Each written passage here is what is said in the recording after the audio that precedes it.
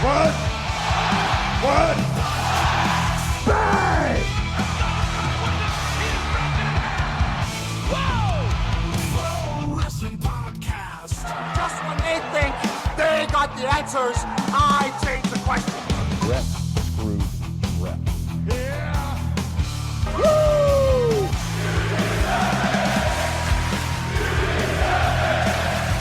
Who are you to doubt El Dandy? Because this guy's a serious professional. Did he do it?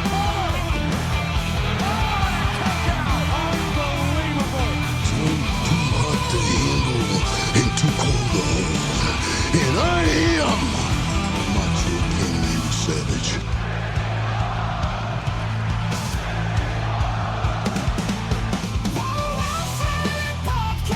Shut your mouth, you thong-wearing fatty. I said WWE stands for... It's me, Austin. I will never retire. Promotional consideration paid for by the following.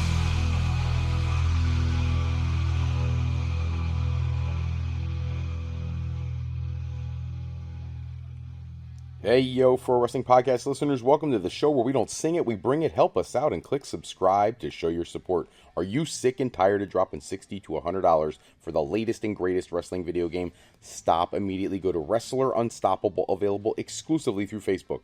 Create a wrestler, sign contracts, get into storylines, headline pay-per-views, even build your own corporation from the ground up, all included in Wrestler Unstoppable, available now to all Facebook users, totally free. If you want to become a member of the Pro Wrestling Podcast family, you want your name in the shoutouts like John in Texas, John, always love giving you that shout out, then check out our Patreon page at patreon.com/Pro Wrestling Podcast. Sign up today. Don't forget loyalty rewards. If you are a $15 a month contributor, you get to co-host an episode with myself. $7.50 a month contributor, you get to enter a drawing to also co-host a live show. Hello, everybody. Welcome to this show of the Pro Wrestling Podcast. If you've got questions, comments, things you want to touch on in a future episode, do me a favor. Drop us a line at the Pro Wrestling Sound Off line, 267-642-1160, and we will get to your comments, questions, and anything you want to talk about in a future episode. We have a ton to get to tonight. Lots of things to talk about, lots of happenings. It's a big weekend in the world of professional wrestling. There are matches going on now right this minute in two different companies. Shows going on all weekend. We have a lot to get into. Let's get started with the potential update on the status of the Wyatt 6. Smackdown is going right now, and word is Fightful is reporting that the return for Bo Dallas, we'll call him Uncle Howdy, has been cleared for months, and the Wyatt 6 should be headed back to television imminently. Alexa Bliss has been rumored to be added to the faction for quite a long time, and now it sounds as though it may be time for the 6 to come back. All members fully ready to go, and there is a report that the faction is absolutely expected to be back at SmackDown, and that all members are backstage tonight for SmackDown. Maybe while we're recording this, we'll see an appearance by the Wyatt 6. Got to get into one of the bigger news stories of the week. WWE dealing with issues in terms of WrestleMania. There was some concerns about the original venue in New Orleans. They want things essentially to be maximized dollars and cents. There's a lot of reports out there about why things may have changed. We now know that 42 will no longer be taking place at the Mercedes-Benz Superdome in New Orleans. It has been moved. It's going back to Las Vegas, where it was this past year. There was a lot of speculation. First, the news broke about a joint statement from the Greater New Orleans Sports Foundation and WWE in a joint conversation about how it was no longer taking place there. And then later on, another report came out. WrestleNomics was the first one to break the news about the fact that there was a chance that New Orleans will now host Money in the Bank next year and potentially WrestleMania the following or a subsequent year, and there definitely will be a Mania in Vegas. We also know that WWE wants to do a show in Indianapolis. That's been on the books for quite a long time. That still needs to happen, and we know they want to start looking at doing international locations outside of obviously the fact that they've done the Sky Dome in Toronto, Canada, and things like that in the past. They want to go into a international opportunity again in the future. So we know there's several items in the coming several years. So moving this one, very strange. It's not something that typically happens a lot. Now, I did hear people complaining like 2 years back-to-back, same city, never been done. That is not true. WrestleManias 4 and 5 both came from Trump Plaza in New Jersey. But it has been quite a long time since that has happened. So we're going to have to wait and see what the exact venue is. The dates may be changing. Originally, I believe it was the 11th and 12th of April next year that they were going to be taking place. Now, the word is it's going to be the 18th and 19th, a shift of the dates. And the bigger issue here is, and I got to give a shout out to WrestleZone, I apologize. WrestleZone's fantastic too. Wrestle Talk News. Wrestle Talk News had a conversation on one of their shows about the fact that with WWE moving Mania from New Orleans, many venues book a year in advance, and that includes people like WrestleCon, who had already booked a venue in New Orleans for next year, that now that's going to make things a little crazy for them. Other smaller wrestling companies, you know how they all converge on whatever city WrestleMania is being held at. And with WWE moving this, it could have had some serious catastrophic effects on other companies, because they may have already booked venues, put deposits down. Companies may have cancellation fees and things of that nature. And we're not talking about billion-dollar organizations like WWE or AEW. We're talking about much smaller companies that can't really afford to be paying extra fees that they weren't looking for. So we're going to have to wait and see how this all shakes out. It is definitely a tumultuous time to be waiting for things to happen and find out what's going on. Apparently the talent is good with it. They don't seem to care one way or the other. They seem to be very open. WWE, keeping in mind, right, it's kind of the opposite as what happens with the independent companies. The WWE books all the travel for WrestleMania week. You know, indie talent, they got to rely on the promoters to set up their flights and their hotels and all that kind of stuff, or they have to book it themselves, whereas WWE books everything. So a lot of wrestlers aren't really worried about Mania next year yet. They know whenever it comes around, WWE is going to take care of everything. But at this point, not a real concern for the talent, at least WWE talent. So we'll have to wait and see how that plays out. We do have a story came out. We were looking at Jeff Cobb, JC Mateo, now in WWE, talking about the timeline for how things went down in terms of his WWE deal. He did have a tryout back in 2014. They did not sign him at that time, but they did still have an interest in him. They did apparently reach out to him in 2020. He thought about joining in summer of 2021, but he did not take the contract they offered him. He wanted to stay with New Japan. He's a loyal guy. And he mentioned that May 10th was his debut with WWE. His last New Japan wrestling match was April 19th. He knew that he wasn't under contract for about 2 months. They had a handshake agreement while they were, putting the terms together on what they were going to do with WWE. And then once everything came together, he finished out 2 months. Which is weird that they put tag team championships on him knowing that he was negotiating, which is what it sounds like. He talked about the discussions with WWE going as early as November of 2024, but he eventually put the pen to paper and made it happen. So, this is not something that just happened overnight, something where WWE swooped in and grabbed a free agent that was just barely available. No, this is something they were looking at for quite a long time. And it's something where they knew who they wanted. They've been looking at him for years. He had interest for years, and I think that's a wonderful situation because it puts a different spin on things. Everybody, I think, for the most part, there's a lot of people giving a hard time. WWE talking about how they were like raiding the New Japan talent pool or something of that nature, especially after the way AEW does signings and bringing in people from New Japan. So It's definitely puts a different feel to what was going down.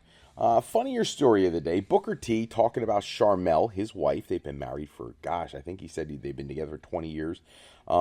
Commentary that he does in NXT sometimes can be a little, how should we say that? Risque. Doesn't always sound like the married man. But he said that, Sharmell knows what he's doing. I'm entertaining. When Sexy Red came in, I'm on board. I'm all in. The comments that he makes purely for his job. He said he's having fun. He says the things I'm going to keep having fun because I think that's what wrestling is. It's about having fun. And when you stop having fun watching wrestling, because I've watched it my whole life, when that goes away, we got a problem. So I'm going to keep pumping Stephanie Vaquer up and things like that. But he did mention that he would do nothing that would make Charmel feel a certain way. That he was going to take care of, she knows what he's doing is an act. I find that thoroughly hilarious because it just tells you the strength of the relationship, right? That he can go out and do commentary, especially on the women's matches, and not have to come home and think, Charmel to have the wrong impression, because obviously you don't want to have that happen.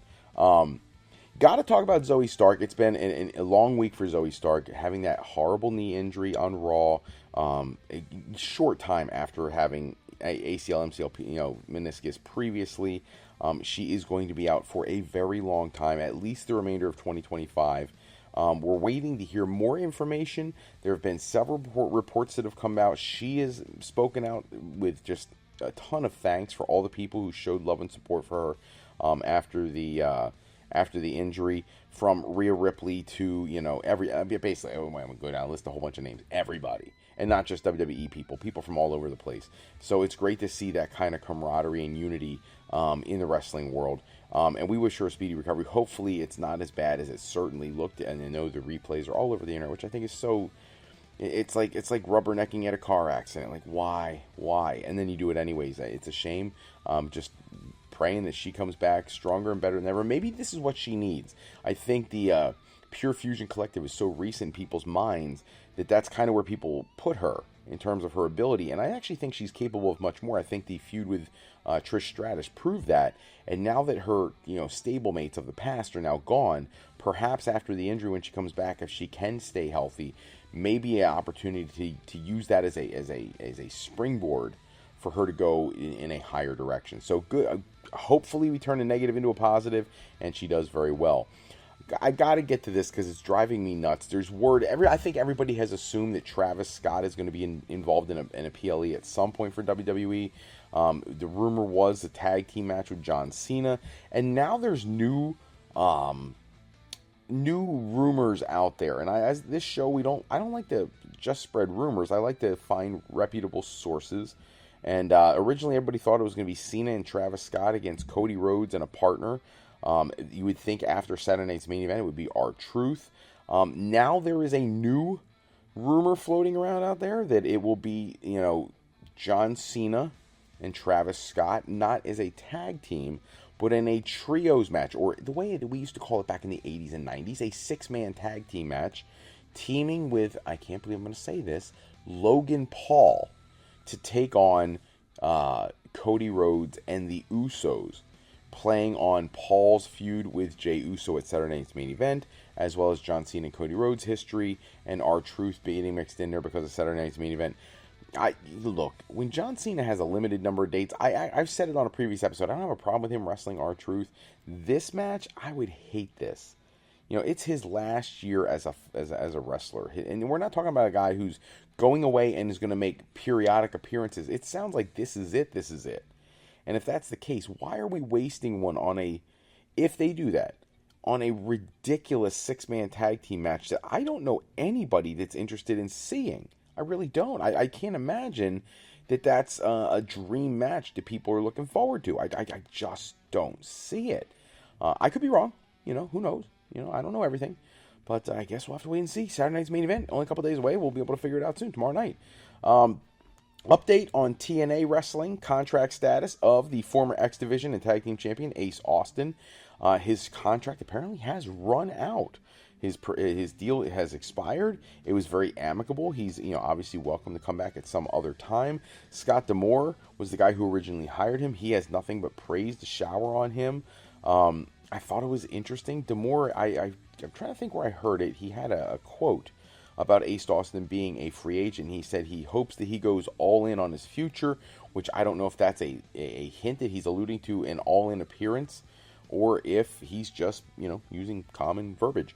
I would love to see Ace Austin anywhere. I think he'd be great for NXT. I think with AEW, you're starting to get to a point where they have so many wrestlers, so much TV time, and they're really not a story-driven company to begin with. I don't know how many people want to see Ace Austin in AEW. I think AEW would feature him better, but I think he'd be better suited for NXT and potentially later on the WWE main roster. Not sure how that's going to fly. We'll have to wait and see. But definitely a lot going on there, and a lot to think about. He has a bright future ahead of him. He's got, he's done so much in TNA. I think he's kind of maxed out what he can do there. So we'll have to wait and see how it plays out going forward. But congrats to him on fulfilling that contractual obligation, having the world at his fingertips in terms of his next deal. Hopefully he makes a deal that's best for him. Got to touch on Eddie Kingston. Eddie Kingston getting hurt, tore his meniscus and his ACL, broke his tibia, all that stuff over a year ago at this point. Gosh, it's got to be about 14 months or so. But gave an update because there's been a lot of speculation that at Double or Nothing that he would return and get involved in the one of the matches, in the Anarchy in the Arena match. He typically likes to be involved in that match. And if you remember, the match that he got hurt in was against Gabe Kidd, who's in that match, essentially debuting for AEW. So it would make a lot of sense for him to appear, but he is claiming, he told PW Insider on Friday that he is not ready for a return and only just started running in the ring. So if you believe Eddie Kingston, all right, and I like to take the guy at his word because he seems like a straight up dude, but the Mad King may be trying to throw a swerve here. Why would he give away this big surprise if he was going to be returning in Anarchy in the Arena? I actually hope he is coming back. I'd hate to see the guy sit on the shelf any longer than he has to. But we'll have to wait and see, because we are going to be getting into Double or Nothing shortly. We'll get to that in a minute. Before we get there, 2 stars, AEW top signees, who really, I'm not trying to be a jerk here, but one of them has done essentially almost nothing since signing with the company, and the other one has been pivotal, but has been away for quite a while. Hiroki Shida has been away for a significant amount of time, apparently has visa concerns, trying to get visas renewed, and Kota Ibushi, who, I think more often than not, I forget he even belongs to the company. He's just never there. He's a former IWGP World Heavyweight Champion. He came into AEW with tons of fanfare, a mystery partner for 2023 Blood and Guts with Kenny Omega, but he was in multi-person matches predominantly. But since signing in November of 23, hasn't really done much at all. Shida, a little different. She wrestled, I think, the last match, as I look at my notes here, November 20th, 2024, against Chris Statlander. So, obviously, she still has, she's had a lot of value for the company from the beginning. And I think it's just a matter of time before she gets back and starts contributing like she always did. Kota Ibushi, I hope he gets, look, the guy's been hurt quite a bit over the last several years. I hope he gets back to being the Ibushi that he's always been. I don't know if that's going to be the case, but certainly an interesting situation. Possibilities are endless. Tonight, got a couple things to talk about tonight. Now, first off, Under Siege is underway. TNA Under Siege going on live right now. If you don't want to know the spoilers, because I'm that guy, I'm watching it right now. I'm looking at the spoilers right now. I'm going to give away some of this. None of the inconsequential stuff. The Xia Li Rosemary match, I'm sure was a fantastic match. Go check it out.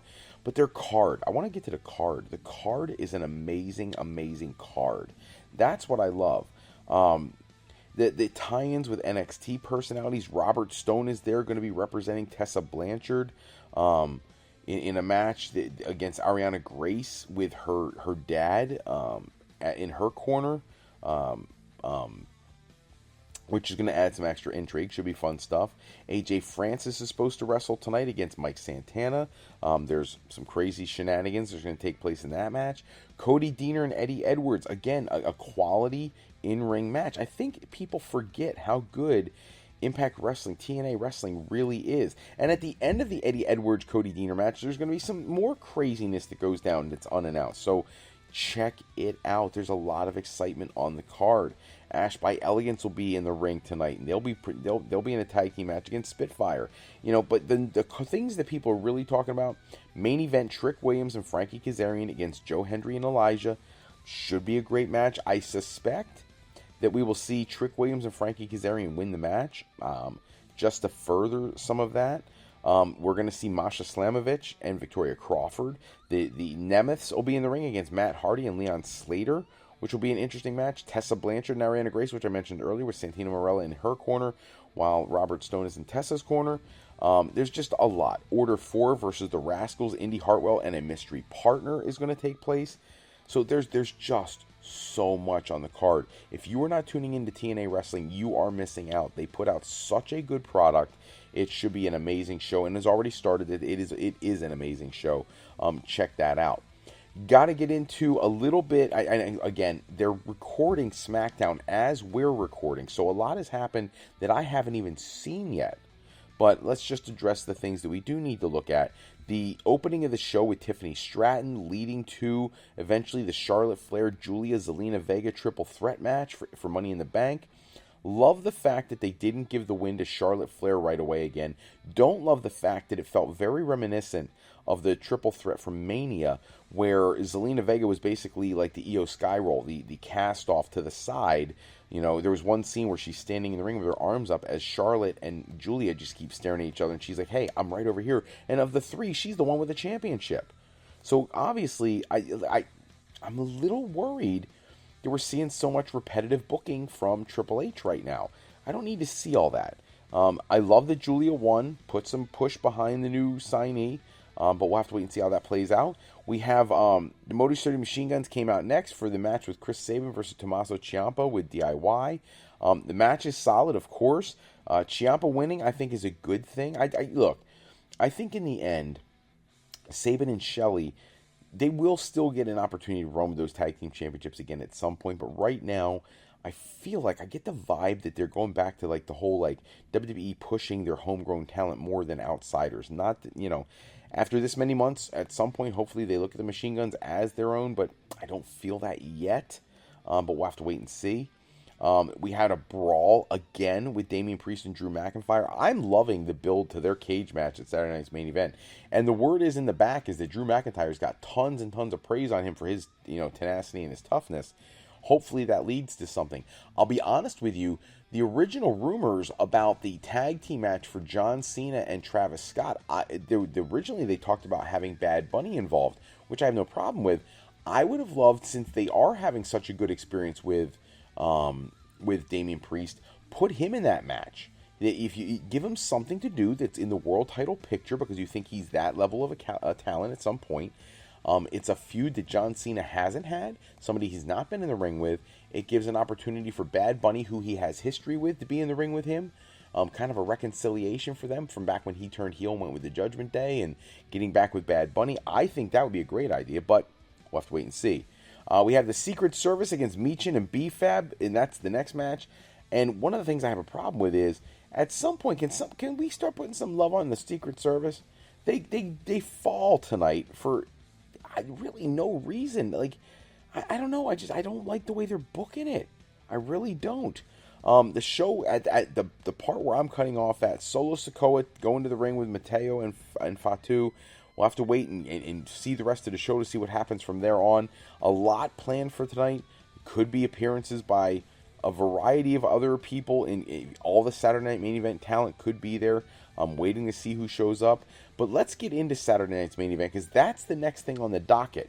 You got the Steel Cage match, Damian Priest versus Drew McIntyre. And look, I'm not even going to look at the Vegas odds. I don't want to know what Vegas odds are. I want to make my own predictions here.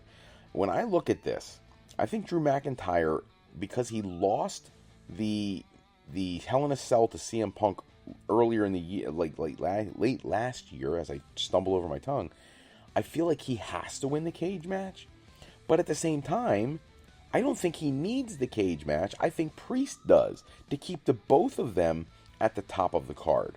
I've seen a lot of other places that predict who they think is going to win and whatnot.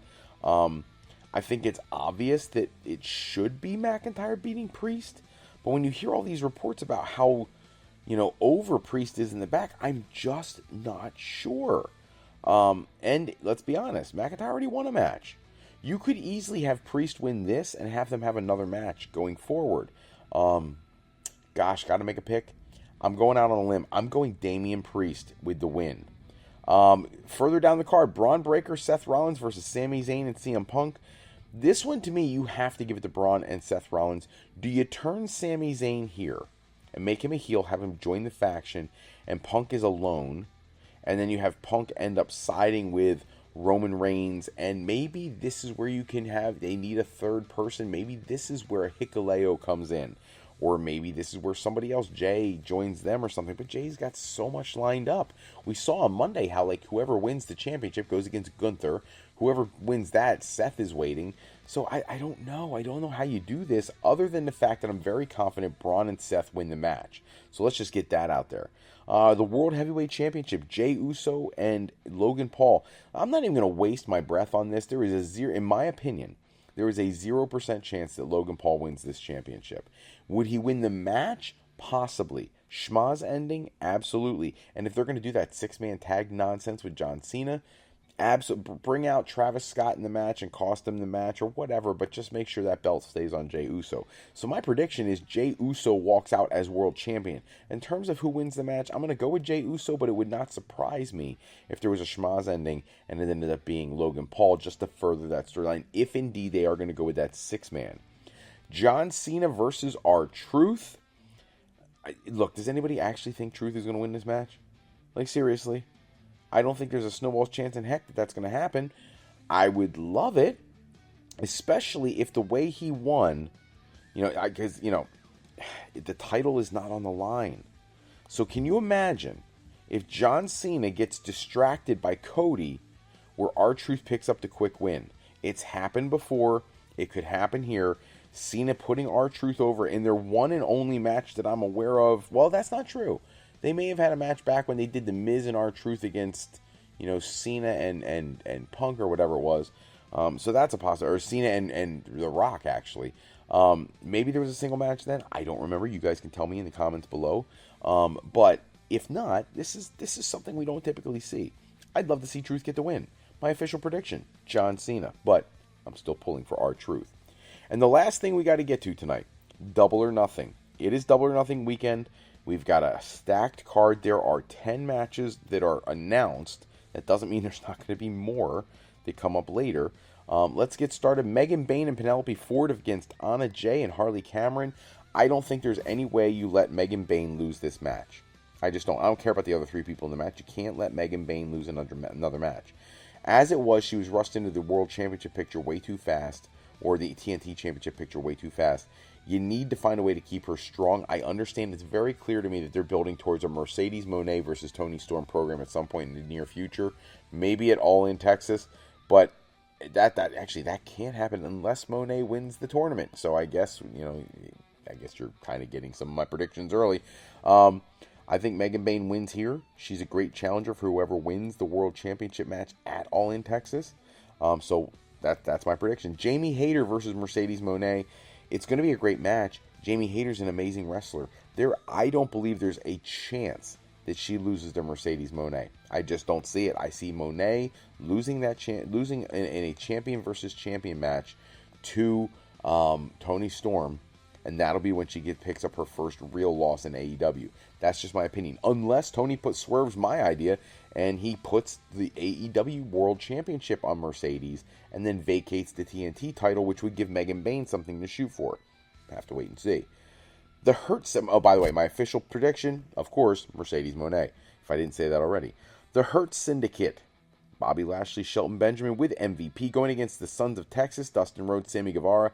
Again, 0% chance Dustin and Sammy Guevara walk out with those belts. It's just 0. As a matter of fact, were I Tony Khan, I would just make it for the Ring of Honor Tag Team titles also and just get the belts off them. Just put all the gold on Lashley and Benjamin. Why not? Because what are you doing to the Ring of Honor tag titles if you have their champions lose? You're making those titles look like trash. Not just secondary. They look like trash. They're worse than the old NWA United States Tag Team Championship at that point. So I don't love the booking of this, but I have to wait and see. Toni Storm versus Mina Shirakawa. Again, I don't see a 1% chance for Shirakawa. I just don't. Toni Storm has to hang on to that belt so she can either retain it or lose it to Mercedes Moné. So I'm absolutely going Toni Storm. FTR, Cash Wheeler, Dax Harwood with Stokely Hathaway going against Daniel Garcia and Nigel McGuinness. I love seeing Nigel get in the ring. I love everything they've done with Daniel Garcia the last several years, especially in the past 24 months to 36 months. But I don't see any chance, again, that FTR loses. They're on a roll. They're heading towards a big feud with somebody. and this is not the time for them to lose. A little disappointed Daniel Garcia doesn't have a singles match on the card, but I get it. I understand it.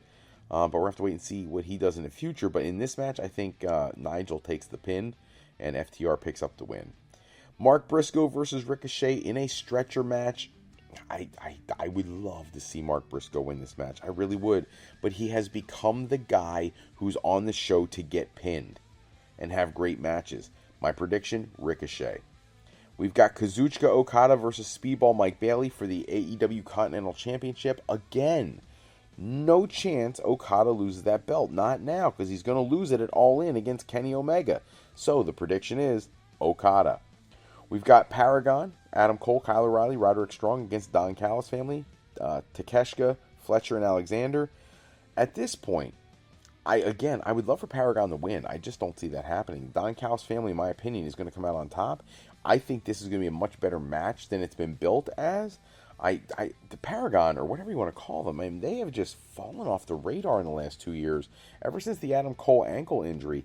Maybe this gets them some momentum if I'm wrong and they do win the match, but right now I'm predicting it is a Don Callis family win. The two big matches. Which one do we do first? Let's go with Anarchy in the Arena.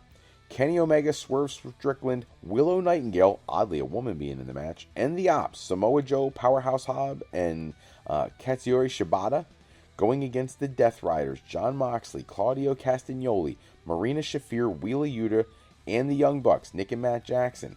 No Pac in this match. A little weird. Maybe he's got a visa issue also. So who do we go with here?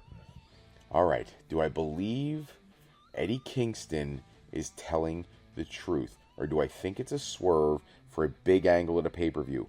And I'm a wrestling fan, and I like swerves. I'm going with Kenny Omega's team because I'm going with the fact that I think, I'm praying, I'm hoping Eddie Kingston comes back and helps Omega's team win. So I'm going with Team Kenny Omega, or whatever you want to call them, the Ops, Swerve, Willow, all that nonsense.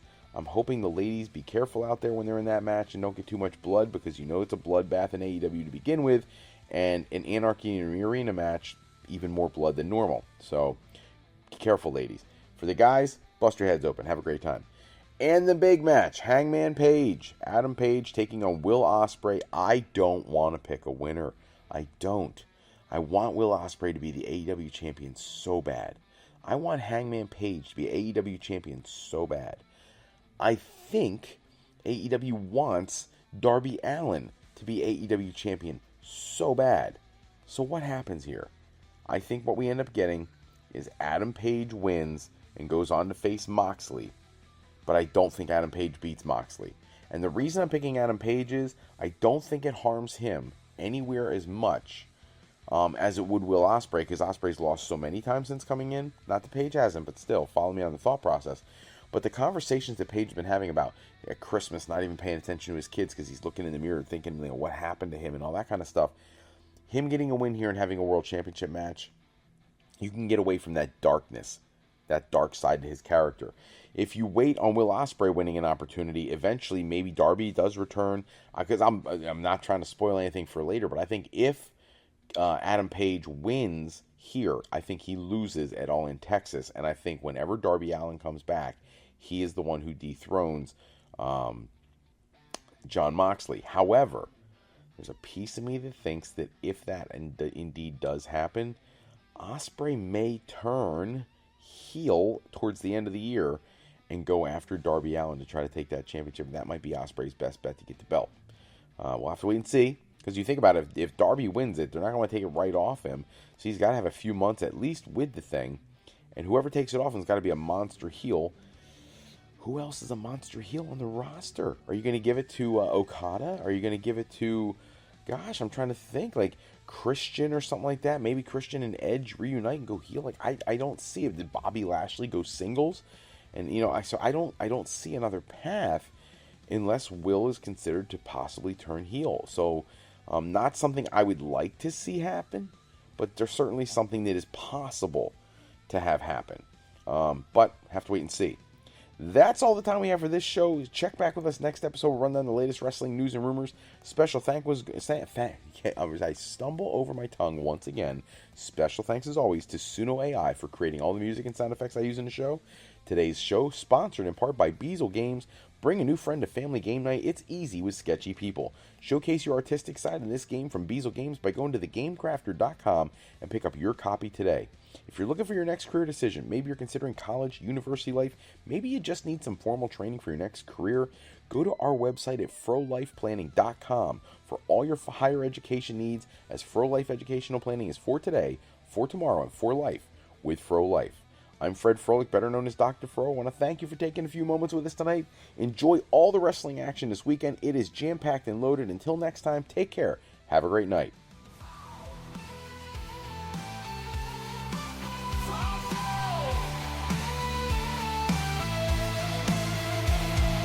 Wrestling Podcast.